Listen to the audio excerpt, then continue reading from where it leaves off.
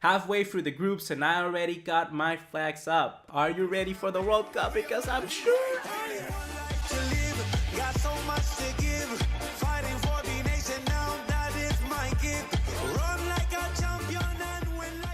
What's going on, guys? ¿Cómo están? BugaLuis here and welcome back to another video here on the channel. Remember that our mission here is to bring you footballing content without any of that biased shit that we see on stuff like ESPN FC or other stuff. Here we talk with the heart, we talk what matters, and we try to give the best perspective to everything, because there's always two sides to the same story. Yes, it is. And today we're gonna do our preview of Group E, and we're gonna start off obviously with Brazil. Here I got a shirt for them. I got an R9 shirt. This is my father's, but still I'm gonna steal it just for this video. He doesn't have to know. So we're gonna start off with Brazil, which for many people are the main candidates for this World Cup. They're currently ranked in the second position, just behind Germany, if I'm not wrong. They've qualified obviously in CONMEBOL by coming first by just demolishing any other team. They've been absolutely incredible. Their manager is Chichi or Tite or whatever, but I think his pronunciation is Chichi, because once I talked with this girl who was from Portugal, I mean Portuguese, they speak the same language, and I asked, how do you pronounce Tite? And she said Chichi, so I'm gonna go that way. They've appeared in the World Cup 20 times. They've been, I think, the team which have always appeared in a World Cup. So this time around, they will appear 21 times. And yeah, that's a lot of World Cups.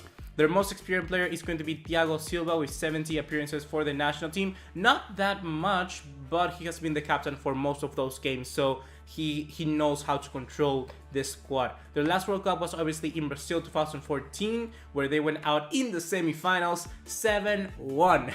Yes, they went out 7-1 to Germany. What an absolute cracker of a game. Their top goal scorer is Neymar Jr. with 54 goals, and their star player, I think, this World Cup is going to be Philippe Coutinho. I gotta say that for the start of this season, or the last one, I always saw Coutinho like a good player, but I never saw him like a world-class player. He went to Barcelona and I was like, quite fishy with the move, but I gotta say that Philippe Coutinho is slowly growing into me, and now I think he can be the main star for this Brazil team. So, well, obviously accompany Neymar, because Neymar is a star of his own level, but Philippe Coutinho can also be there hopefully one day.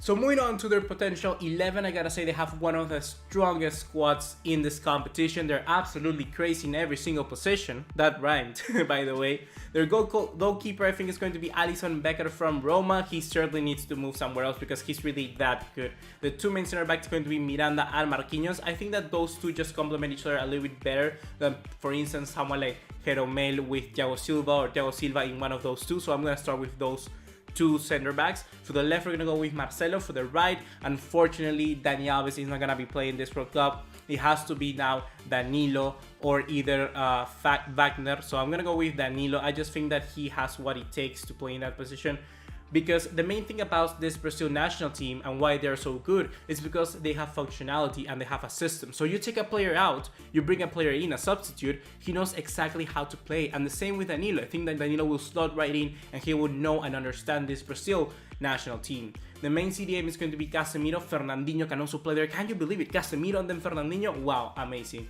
Renato Augusto for the left hand of midfield, accompanied by Paulinho. And then up top we got Neymar, Gabriel Jesus and Coutinho, all forming an incredible front three. And I gotta give this squad a rating of A+, because I think they're the strongest squad here in this competition, just like by miles. They're really good, and plus they have a nice group. It's not gonna be easy, because not all squads, all national teams in the World Cup are gonna be difficult, but you can see the difference in levels. They don't have somebody like I don't know, for instance, if they had Spain instead of Brazil, it would have been much harder, but they have now Switzerland, Costa Rica and Serbia. They're not even close to Brazil, so that's what I'm trying to say. Next up, we're gonna move onwards to Switzerland, and I gotta say that they are ranked currently in the 8th position. No, they're ranked currently in the 6th position, but at the moment of doing the group draws and stuff like that, they're in the 8th position. So really not that bad, because they're in the top 10, and being in the top 10, being Switzerland, it's quite a big deal, you know? The playoff, obviously, they won against Northern Ireland, I think it was. I think they beat them 1-0 or something like that. Their manager is Vladimir Petkovic. I don't know too much about this guy, but I've heard that last name. Probably there's somebody else important, or perhaps he's the guy who is important with that last name. I'm not sure, but I've heard that last name before. They've appeared in the World Cup 10 times, which for my surprise, it's a big deal. They've appeared 10 times in the World Cup. That's a lot, meaning that they have a good history behind them. Their most experienced player is Stefan Lichtsteiner with 99 appearances. Yes, I'm not making that up. One more and he will have triple digits. So good job, Lichtsteiner. And also new Arsenal player. I'll comment on that on another video, hopefully. Their last World Cup was in Brazil 2014, where they went out in the round of 16 to Argentina, if I'm not wrong. And their top goal scorer currently is Xherdan Shaqiri with 20 goals. And their star player this World Cup, I think, is going to be Denis Zakaria from Mönchengladbach. He's been absolutely incredible for the German team, but I think that in this team he's gonna be just exactly what, for instance, the midfield needs, because Xhaka is the creative play and like the player in that position. He does everything that you need with the ball, but with not the ball you need somebody else like a CDM, a really powerful midfielder, and I think Denis Zakaria is going to be that guy. Moving on to the potential 11 of Switzerland, I'm gonna go with a 4-2-3-1. I think that's the best way they're accommodating all the players, and watching recent friendly matches, for instance, against Spain, they really played this formation and they went actually quite well. I think their main goalkeeper is obviously going to be Jan Sommer. They have other good goalkeepers like Mbogo from Leipzig or Hitz from Augsburg, I think he is, but Sommer is just a little bit up the field, you know, he's a little bit better than those two. The two main center backs are going to be Akanji from Dortmund and Char from Deportivo La Coruña, although he got relegated, so he will most probably move clubs. But I think that other people like Nico Elvedi could go here, or Dujuru could also be incorporated to the side, because they have decent center backs. They have decent center backs. For the left back, I'm going to go with Ricardo Rodriguez, and for the right, we're going to go with Stefan Lichtsteiner, the new Arsenal man. The two main CDMs are going to be Granit Xhaka and Denis Zakaria. For the left, we're going to have Zuber from Hoffenheim. I don't remember his first name. Is he something named like Stefan, I think, also. For the right, we're going to have Xherdan Shaqiri, and for the middle, we're going to have Des Mali, who's currently playing at Bologna, if I'm not wrong. He was in the MLS, but then he moved back to Italy. And then, well, up top, we're going to have Haris Seferovic. I gotta say, in FIFA, this guy is absolute wonders. I played Switzerland versus France in an online tournament thing, and damn, I scored 4 goals with that guy. He's absolutely incredible. I'm gonna give this squad a rating of B, because I think they have decent players in every single position, and you know, they have other good substitutes. They have Stefan from Wolfsburg. They have, like I said, Nico Elvedi and Giroud in the two main center back positions. They have people like Remo Frauler from Atalanta. So you have some substitutes here and there, you know, that could work wonders. You have Bit Embolo from Schalke, and you also have Drimic, who would also be another good striker. So you'd see you have some places here and there where you can rotate and also keep the same playing style. But the main thing here is because they have also a very similar equal chance, I think, of progressing through this group. They have Brazil, which is one of the difficult, but similar to Group C, where you have Peru, Australia, and Denmark. All those teams have an equal chance of going through. So I think that Switzerland facing off against Serbia and Costa Rica is going to be very entertaining to see, because I think that all of them are in the same level. Talking about Costa Rica, we're gonna move onwards to the revelation of the last World Cup. They were absolutely incredible, that World Cup. I remember I had a friend called Valeria, which was from Costa Rica, and she was like posting stuff on Facebook, and she was like recording from the window of her building, and you could see people like without their shirts, like just running up the street going like Costa Rica scored, and it was, oh, that's wonders. That's football right there. So they're ranked currently in the 25th position, which is quite good given into account that they're a team from CONCACAF, and CONCACAF teams, they don't normally do too well in the rankings. They've qualified obviously by coming second in the CONCACAF qualifiers by beating the United States, which is incredible. Their manager is going to be Oscar Ramirez. I've heard that name before, but I'm not sure where. But you see similar pattern here where I hear the names, but I don't know where they come from. They've appeared in the World Cup 4 times, so to my surprise, that's quite a lot actually.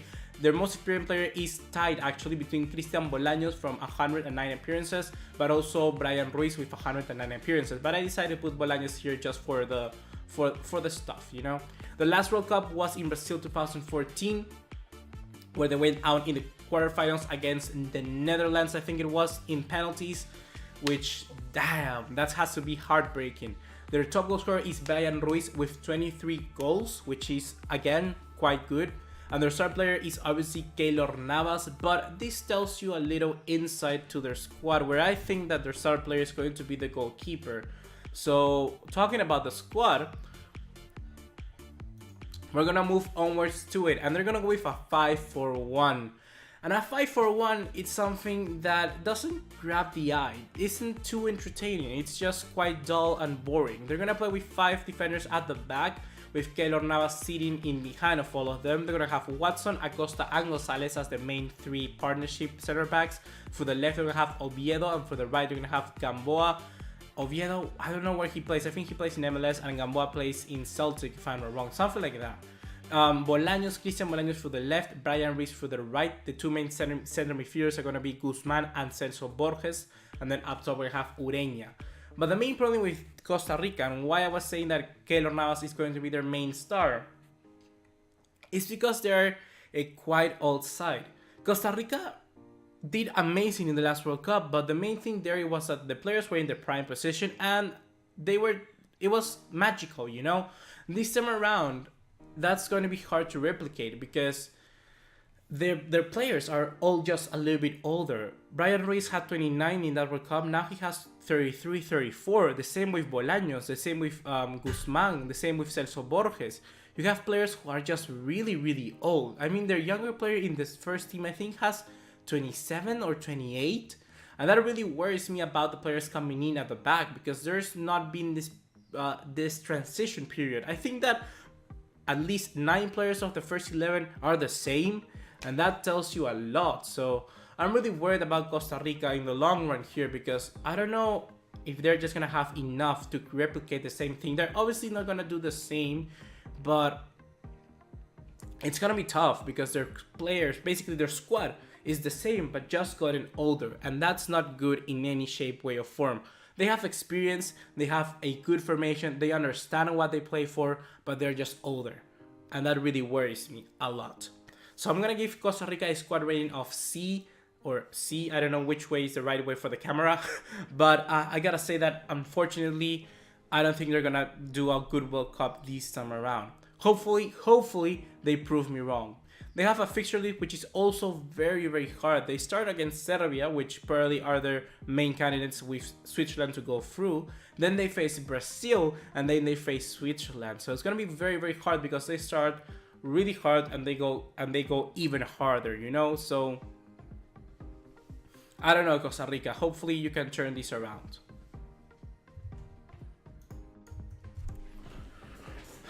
So now we move onwards to the last team of Group E, and that's going to be Serbia. Serbia are currently ranked in the 24th position, so quite good to be actually, a little bit higher than Costa Rica.